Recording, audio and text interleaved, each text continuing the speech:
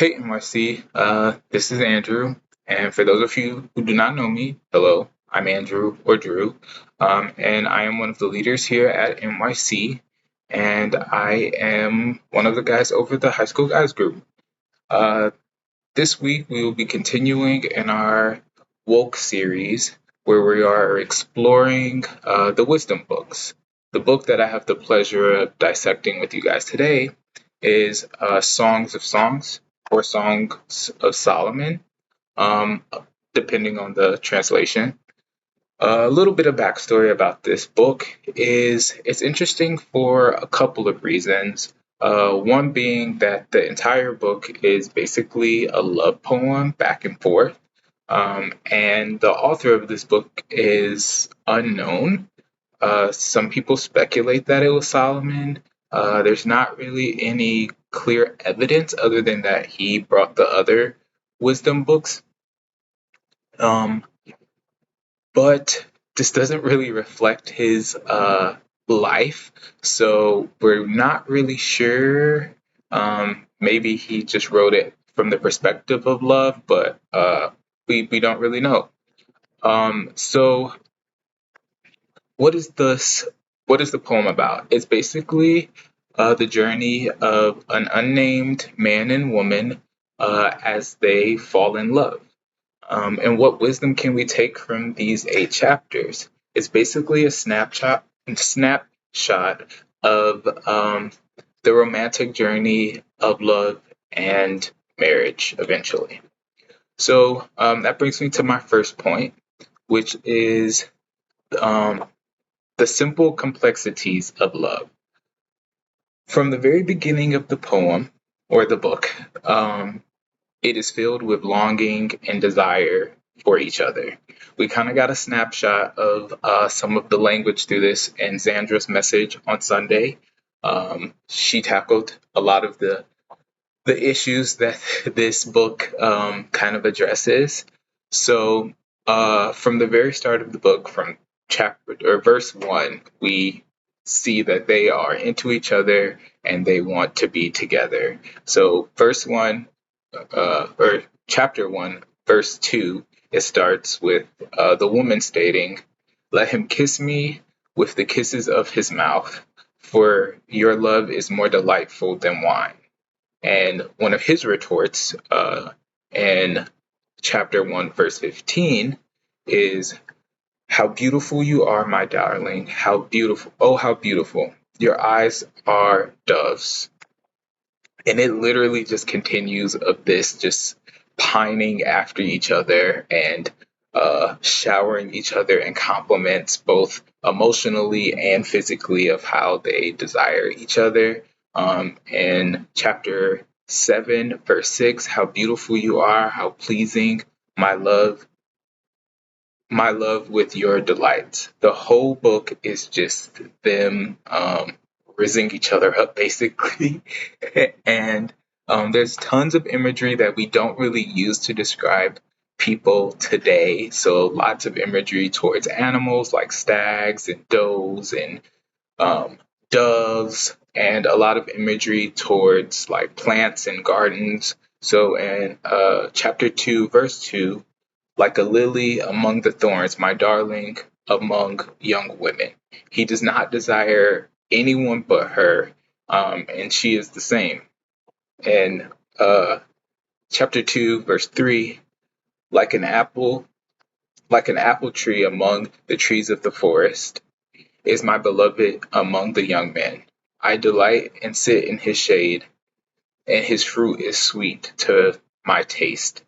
Um, and to reiterate the desire, in chapter 7, verse 10, I belong to my beloved, and his desire is for me."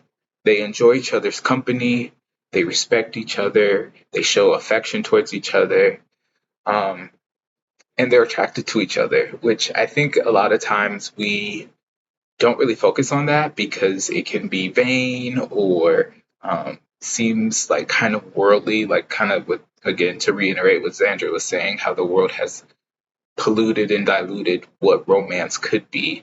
But I think it is important for you to show attraction towards your partner and make them feel special. This whole book is just them making each other feel special.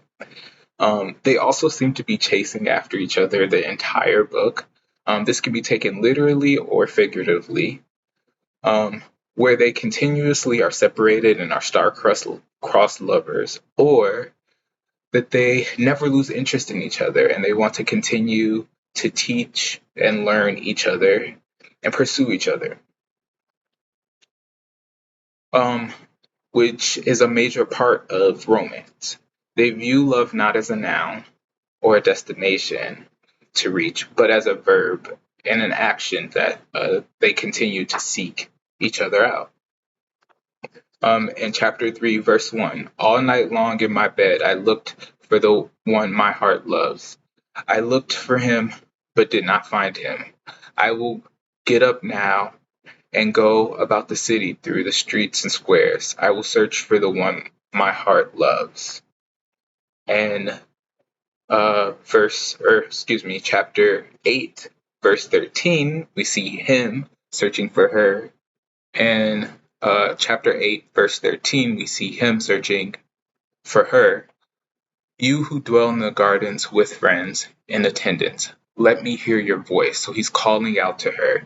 They continue to pursue each other the entire time, which brings me to my next point, which is love is strong, so choose carefully. Multiple times throughout the book, the woman warns about love. We see it in chapter 2, verse 7, chapter 3, verse 5, chapter 8, verse 4. She repeats the same thing. Daughters of Jerusalem, I charge you by the gazelles and the does of the field. Do not arouse or awaken love until it is so desires. And she repeats this again over and over and over again. And I think it's, wanting to warn us that we don't want to force love or confuse it with other emotions. We want to make sure we're going into situations having the wisdom and discernment on who we decide to express these emotions to, because they're heavy and intense emotions. And if we give them too freely, it can cause a lot of pain. And she really wants to drive this point home, which is why she brings it up over and over and over and over and over again. We also see in chapter 8, verse 6 and 7, place me like a seal over your heart, like a seal on your arm. For love is as strong as death. It's jealously unyielding as the grave. It burns like a blazing fire, like a mighty flame. Many waters cannot quench love. Rivers cannot sweep it away.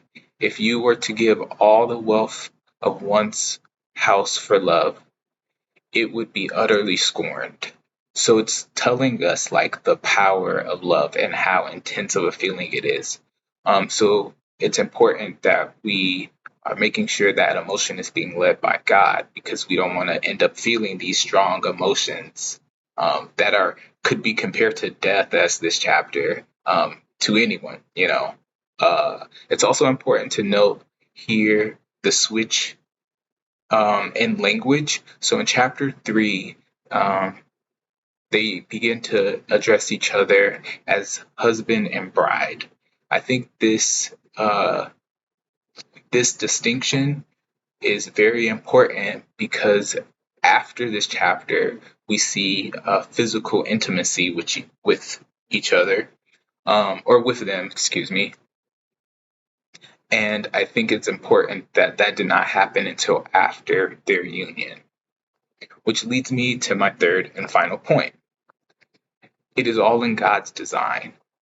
God is love, and because of him, we are able to experience and express love, not just towards him, but towards each other. It's a beautiful thing. And as we see throughout this poem, it is a strong emotion that should be nurtured with the right person, because God designed it to be so. we see so many like broken and jaded people when it comes to love. Hopefully, not too many jaded people your age. You guys are really young. It would be really sad if you guys were jaded towards love. But we hear it in music, we see it in movies, and I think there's so much anger and pain behind it, and the cycle just keeps continuing because people attempted to do it without God. Um, it is God's design, and He should be the leader and the focal point of all the aspects of our lives, including the people we decide to be romantically in love with. And I think that's why it's important to wait until we're ready, wait until God brings people into our lives, because that can save us a lot of pain and heartbreak. I also want to note that this is a love poem that is filled with tons of like flowery language and warm and fuzzy feelings of a budding romance. But relationships are more than just those feelings. There are bad times, there's frustrating times, there's disagreements.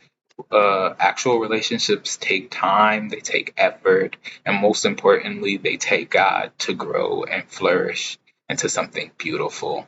So I think if we continue to be led by God and wait for the right people to enter our lives, then we can experience something truly beautiful. And I think that's kind of what parts of wisdom that we can take from this, that love is of God, romance, intimacy, these are things that God has given us the capacity to feel, and it's a beautiful, wonderful thing. So it's important for us to cherish that and to respect it under God's command.